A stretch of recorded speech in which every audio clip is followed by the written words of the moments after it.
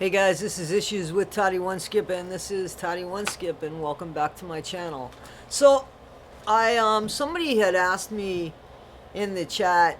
They said something to the effect of, "You have an interesting take on things.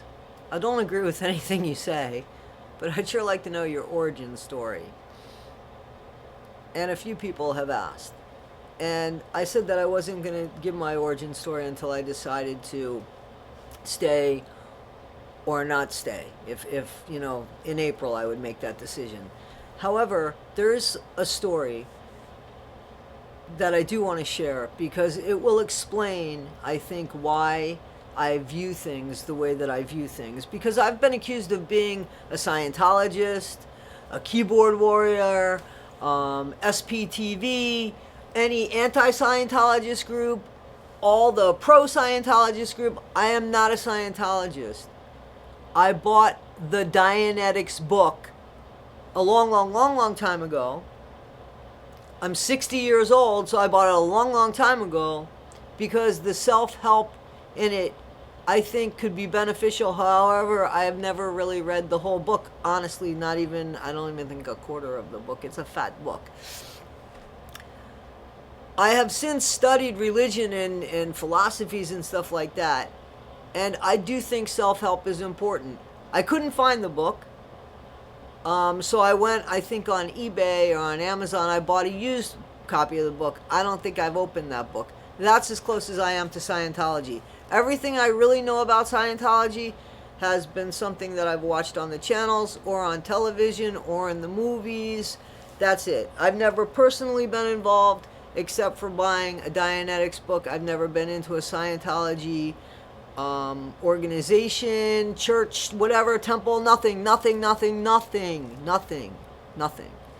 So, and I don't know anybody involved here. Nobody. I know them through the same way that most of you, I would assume, through watching them. So that's that. So the reason why,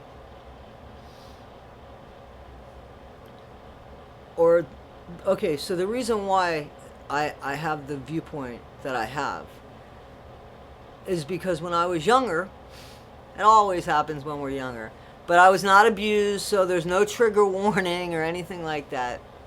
It's kind of a funny story. It wasn't funny at the time. It's funny kind of now, years later. When I was younger, I was probably 5 years old, however old you are when you go to pre-kindergarten. So I was pre-kindergarten age. This happened in pre-K, and I have siblings. I have a couple older siblings, and they went to this little pre-K place too. It was called the Little White Schoolhouse. It was in North Miami, in Florida. The guy who ran the place, his name was William, or what, I'm sure his name was William, but we called him Uncle Willie.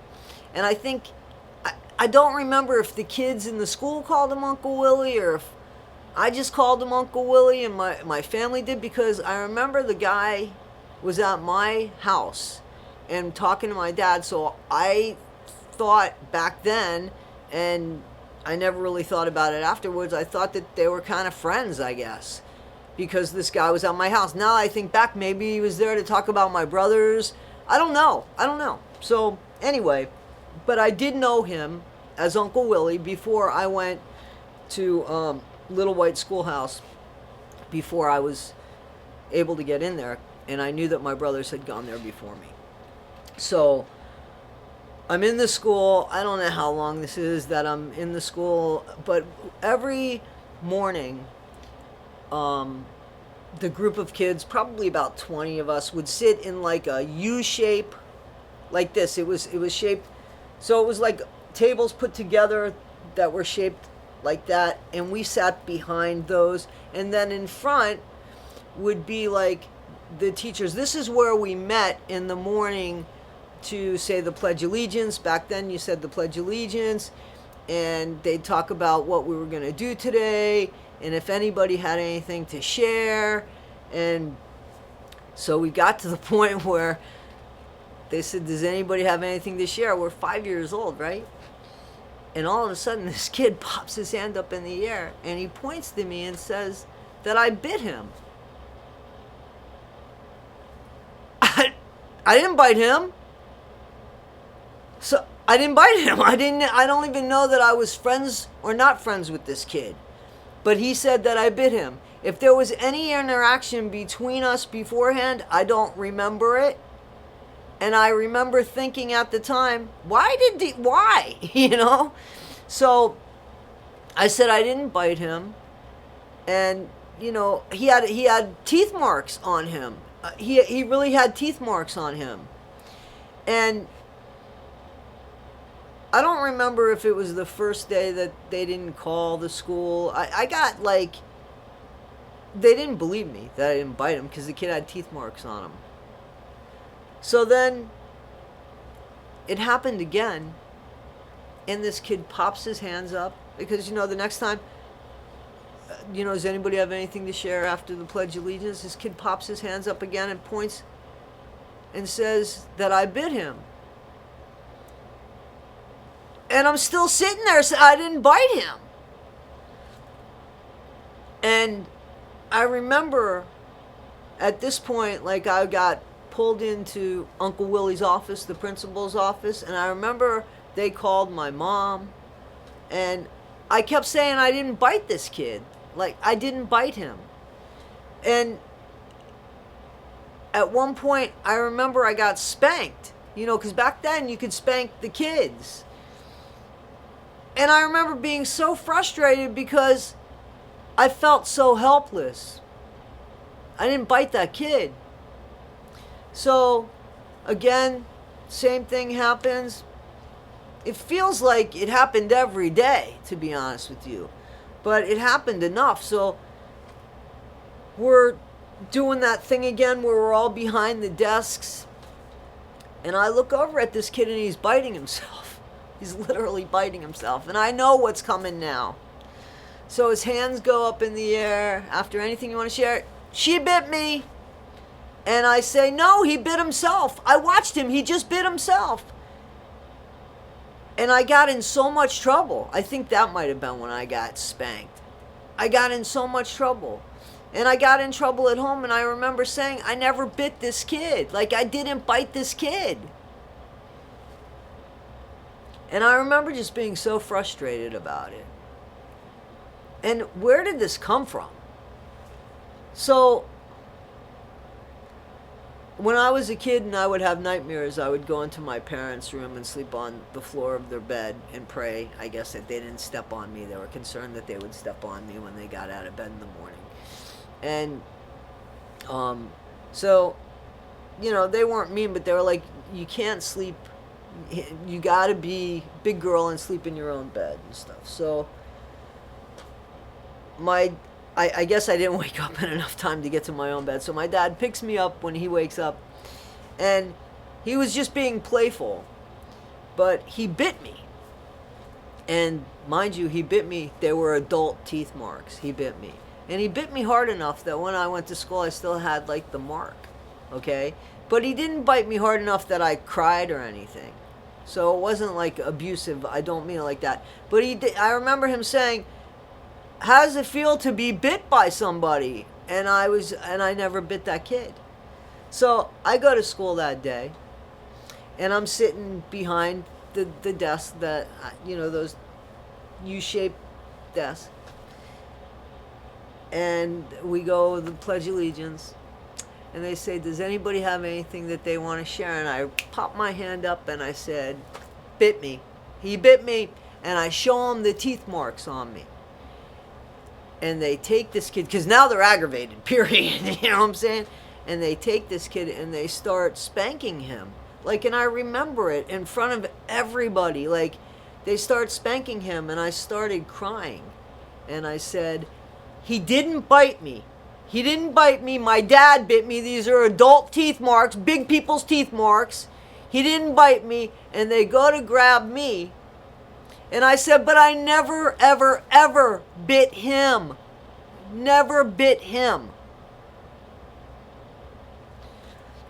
And they washed my mouth out with soap.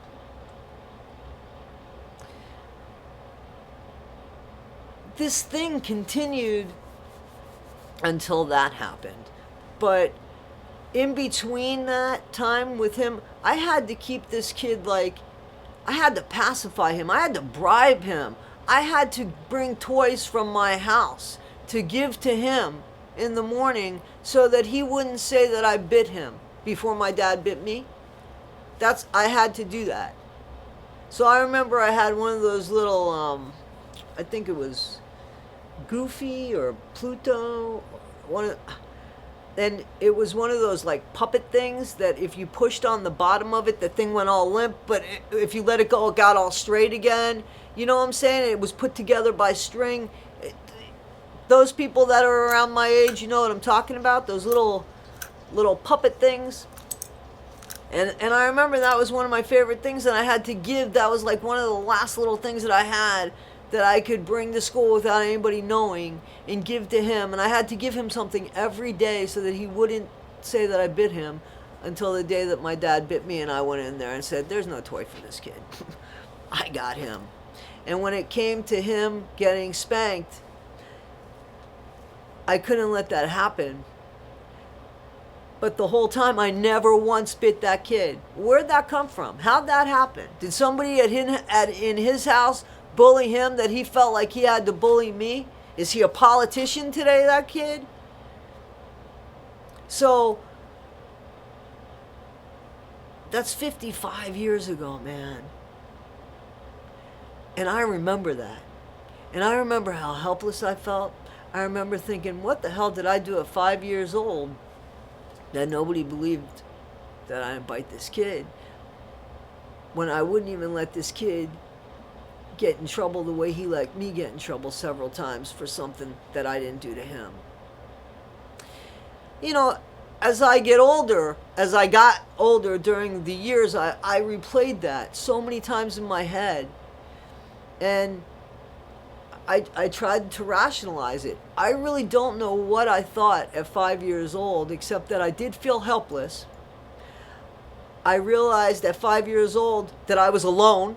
Even though I had a loving family, they didn't help me because they didn't believe me, because I had the kid had teeth marks on him. Like, that's all you need. And then they believe that this kid with baby teeth in his mouth bit me when my dad has grown-ass teeth in his mouth.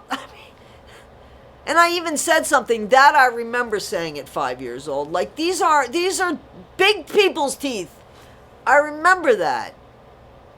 So, I carry that with me, in the fact that you can't, first of all, you can't prove something that you didn't do, right?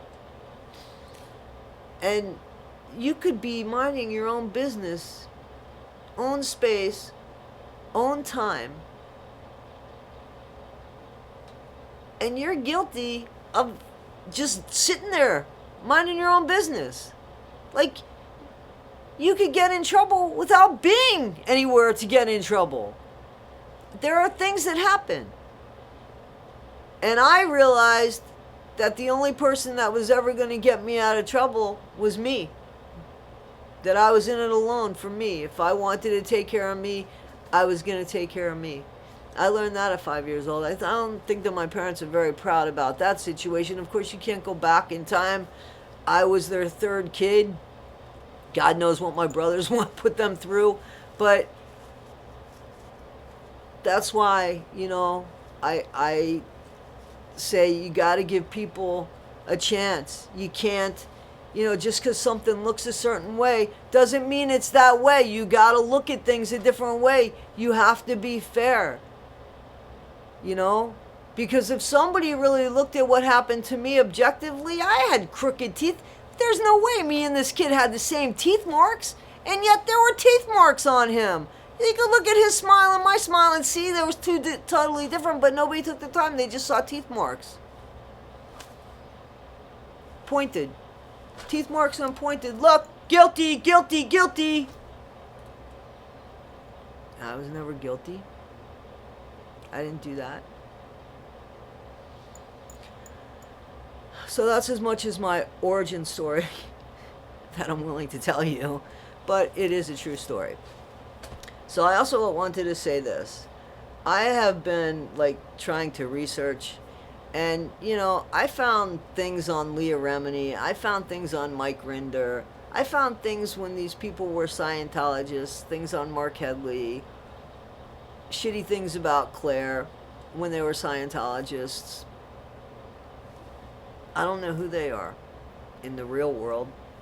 I saw some stuff on a channel that I could look into, but I'm not really trying to look for dirt.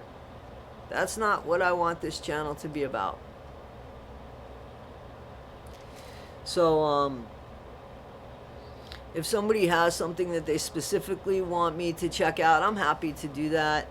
But just to be looking for dirt, like Leah Remini admitted that her and her dad had a very toxic relationship. The fact that she didn't help him, or I'm supposed to feel, or anybody's supposed to judge that situation, that she wouldn't help him or felt like she needed an NDA. Apparently she needed an NDA because, listen, he talked and the stepmom talked. And I believe that probably when she needed her dad, maybe he wasn't there. And then older, maybe he needed her and maybe she wasn't there. Maybe they were never on the same time frame when they needed each other. I don't know. I don't want to dig into family shit. I have my own family shit. That's not what happened with Aaron, And people saying, well, she didn't even talk to her own family. How's she putting other families together? That's something totally different. She's not making families get together, and she's not making families separate. She is saying, if you leave Scientology, the Aftermath Foundation is willing to help you, and will try, if you want, to connect with your folks or your family. If not, but she's not causing that division in other people's lives. If they want to leave, they know what they're causing in their lives. So I don't know what I'm supposed to do with that. You know what I'm saying? So here's what I do know. I do know that none of them like being talked about. And Mike, Claire, Aaron, and Mark all seem to talk about others, but they don't like being spoken about. Well, too bad. And from what I'm understanding, they're like, don't look there. That's very Scientology. Stop telling people where to look, what not to look. Let me tell you something. Ultimately, the truth always stands longer than all the other bullshit. So people will see. You don't need to tell people not to look somewhere, because people can usually figure it out if they want to. When you keep defending yourself, it looks more guilty. But people absolutely have the right to call them whatever they want. It doesn't make it true. Doesn't make it true. They can't do what they're asking other people not to do, because they're not the decider of what's good and what's not good. But neither are we. We're not either. Anyway, guys, I am working on a cult video, and I hope to get that up there. I wanted to share with you why I look at things a certain way and where I'm coming from, and I hope that this makes sense to you guys. And that's about it. So this is Issues with Toddy One Skip. I am Toddy One Skip, and I want to thank all of you, all of my subscribers, everybody that likes and clicks and communicates in the chat. Please continue to do so. I enjoy communicating in the chat too. I thank you for your time. And I've had a few people say to me about Juliana. Juliana could reach out to me. I would just have to make sure that she's that Juliana, and I would do an interview with her, but it would not be live, and I would put it up. I would ask some tough questions. I'd be willing to do that. So, I mean, people can get in touch in the chat if that's something she wants to do. Somebody asked me that. I'm a very little channel. I doubt that this is going to get out to her, but who knows. All right, guys. Thank you again. And don't forget, be better today than you were yesterday, but not half as good as you're going to be tomorrow. It's Toddy One Skip. I'm out.